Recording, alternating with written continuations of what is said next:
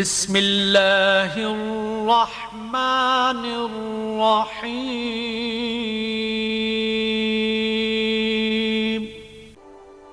مقبوضہ غرب اردن میں تشدد، ہلاکتیں، غم، بے بسی۔ 2022 حالیہ عرصے میں فلسطینی علاقوں خاص طور پر غرب اردن کے لیے نہایت ہی خون ریز رہا ہے۔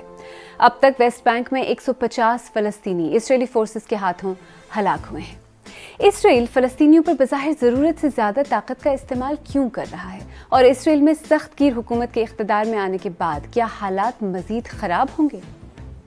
ہمارے آپ کی ٹی وی اسکرینز اور سوشل میڈیا پیجز سے دور ایک بظاہر نہ ختم ہونے والی جنگ اب بھی جاری ہے۔ پچھلے ہفتے اسرائیلی افواج کے ہاتھوں صرف ایک دن میں 4 نوجوان فلسطینی مختلف گاؤں لیکن ملتے جلتے حالات میں ہلاک ہوئے۔ ان میں سے ایک رائد النسان تھے۔ اسرائیلی فورسز ایک فلسطینی گھر گرانے کے لیے ان کے گاؤں میں داخل ہوئے۔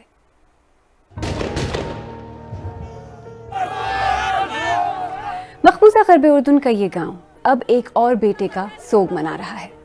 رائد النسان منگل کو اسرائیلی فوجیوں کی گولی سے ہلاک ہوئے۔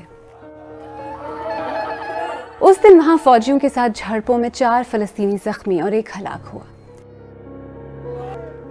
رائد کے خاندان کا کہنا ہے کہ ان کا گاؤں فوجیوں اور آس پاس کے آبادکاروں کے سامنے خود کو بے بس محسوس کرتا ہے۔ في نفس الدقيقة شفت أنا من بكيت وراه أنا أرشد أصلا كل مرة برشد وراه بس وما ردش علي طلع هو يضحك والسائل۔ رائد کی موت اسرائیل کی جانب سے طاقت کے بیجا استعمال پر نئے سوالات اٹھا رہی ہے۔ اسرائیل نے رائد النسان کی موت کے بعد کہا تھا کہ فوج نے پیٹرول بم پھینکنے والے ایک مشتبہ شخص پر گولی چلائی تھی، لیکن شاہدین کے بیانات سے ایسا لگتا ہے کہ ایسا کچھ نہیں ہوا۔ یہ ویڈیو رائد النسان کے ایک رشتہ دار نے بنائی تھی۔ اسرائیلی فوجی چھاپوں میں سے ایک کا یہ منظر۔ رائد اور بعض دیگر نوجوان اسرائیلی فوج کی جیپوں پر پتھر پھینک رہے ہیں۔ بھورے رنگ کے جمپر میں رائد ہیں۔ جواب میں اسرائیلی فوجی گولی چلاتے ہیں۔ دوسری گولی رائد کو لگتی ہے۔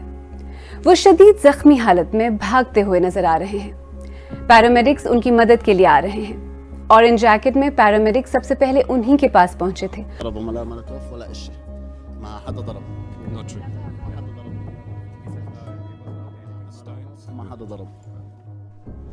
رائد کی عمر صرف 21 برس تھی اور وہ فلسطینی حکومت کی سیکیورٹی فورسز میں شامل ہونے کے لیے تربیت حاصل کر رہے تھے۔ جس ہفتے رائد النسان پر گولی چلائی گئی وہ ہفتہ غرب اردن کے لیے کافی خون ریز تھا۔ انفیکٹ 2022 پچھلی 2 دہائیوں میں فلسطینیوں کے لیے سب سے زیادہ ہلاکت خیز سال ہے۔ اسرائیلی سیکیورٹی فورسز نے صرف مقبوضہ غرب اردن میں درجنوں فلسطینیوں کو ہلاک کیا ہے۔ مش بإيدي حركة كلبي۔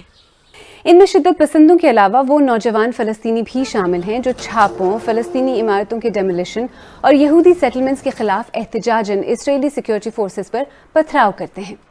اسرائیل ان میں سے اکثر کو جائز ٹارگٹ قرار دیتا ہے، مگر انسانی حقوق کی تنظیمیں ایسے اکثر واقعات میں فورس کے استعمال کو غیر متناسب قرار دیتی ہیں۔ بین الاقوامی قانون کے مطابق سیکیورٹی فورسز شہریوں کے خلاف فائر آرم صرف آخری حربے کے طور پر اسی وقت استعمال کر سکتی ہیں جب انہیں اپنی جان کا خطرہ یا شدید زخمی ہونے کا ڈر ہو۔ اسرائیلی فورسز کے ہاتھوں ہلاکتیں صرف ویسٹ بینک تک ہی محدود نہیں۔ غزہ اور مقبوضہ بیت المقدس میں بھی فلسطینی ہلاکتیں ہوئی ہیں، لیکن سب سے زیادہ ہلاکتیں بظاہر مقبوضہ غرب اردن میں ہوئی ہیں۔ صرف پچھلے ایک ہفتے میں 10 فلسطینی نوجوان اسرائیلی فورسز کے ہاتھوں ہلاک ہوئے۔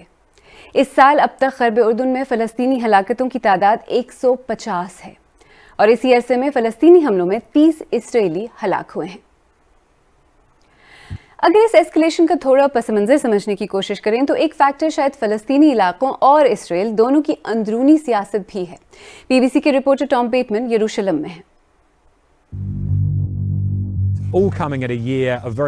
یہ سب کچھ سیاسی عدم استحکام کی صورتحال میں ہو رہا ہے۔ فلسطینی اتھارٹی مقبوضہ غرب اردن میں کئی شہروں کا کنٹرول کھو رہی ہے، جو کہ نوجوان جنگجوؤں کے ہاتھوں میں جا رہا ہے۔ یہ جنگجو گھر گھر تلاشی اور گرفتاریوں کے دوران اسرائیلی فورسز پر حملے کرتے ہیں۔ دوسری طرف اسرائیل میں تاریخ کی سب سے زیادہ قوم پرست حکومت قائم ہونے جا رہی ہے، جس میں دائیں بازو کے کچھ ایسے عناصر موجود ہیں جو سخت سیکیورٹی آپریشنز کا مطالبہ کر رہے ہیں۔ اس سال ویسے ہی ماضی کے مقابلے میں ریکارڈ ہلاکتیں ہوئی ہیں اور خدشہ ہے کہ تشدد میں مزید اضافہ ہوگا۔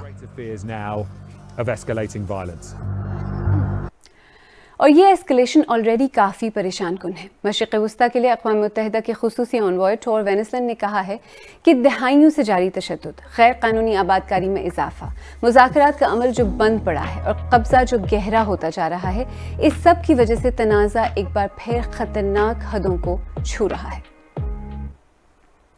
تو ایسے میں کیا جا سکتا ہے؟ کیا انٹرنیشنل کمیونٹی کسی طرح سے مذاکرات یا ثالثی کے ذریعے حالات کو بہتر بنانے میں مدد کر سکتی ہے؟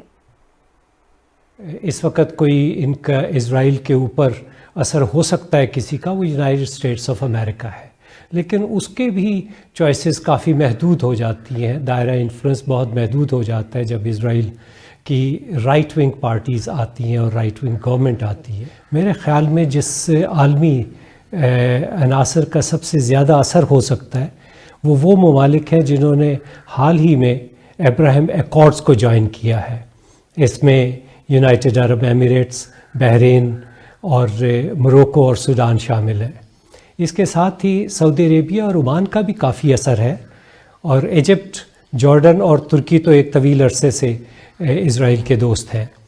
اب یہ ممالک اگر چاہیں تو امریکہ کی بنسبت بھی زیادہ اثر انداز ہو سکتے ہیں اسرائیل کی فلسطینیوں کے اوپر جارحیت کی پالیسی پر، لیکن یہ اپنے قومی مفادات کے زیر اثر اس وقت کسی قسم کا کوئی اسرائیل پہ دباؤ نہیں ڈال رہے۔ یعنی انٹرنیشنل پریشر شاید ممکن نہیں، اور دوسری طرف اسرائیل کی اندرونی سیاست نے جو موڑ لیا ہے اس کا مطلب یہ ہے کہ اب حکومت میں ایسی آوازیں شامل ہیں جو فلسطینی مقبوضہ علاقوں میں اسرائیلی فوج کو مزید پاورز دینے اور اکاؤنٹیبلٹی کو ختم کرنے کے حق میں ہیں۔ ویسے کہنے کو تو اس وقت فلسطینیوں اور اسرائیل کے درمیان کوئی جنگ نہیں چل رہی، لیکن کچھ ہی دن پہلے اسرائیل نے غزہ پر یہ کہہ کر پھر بمباری کی کہ وہاں سے راکٹ داغا گیا۔ ایئر اسٹرائکس کے علاوہ تشدد اور نوجوان جانوں کا نقصان فلسطینی علاقوں کی روزمرہ کی حقیقت ہے، اور اس کانفلکٹ کی قیمت کسی حد تک اسرائیلی شہری بھی چکا رہے ہیں۔ وقت کے ساتھ ساتھ ایک 2 اسٹیٹ سولوشن کا خواب دھندلا پڑتا جا رہا ہے۔